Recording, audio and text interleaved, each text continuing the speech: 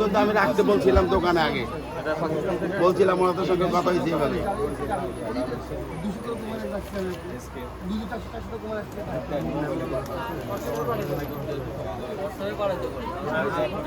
হোয়াটসঅ্যাপে কি করাবে এখন? ওই যে উনি দিচ্ছে আপনার ইয়ে করে একটা পেনাল্টি 10,000 পেনাল্টি এগুলো কি কথা শুনে আপনার ব্যবসায়ীর কথা শুনে কে শুনে নাই কেন? এখন এটা অথেন্টিক হবে, এখন তৈরি করে দিবে তার সময় আমি দেখাবে হবে এটা আপনি রাখেন এখনই দিবে উনি আসলে ওনার কাছে তো চাবি তো ভিতরে দেখতে যায়।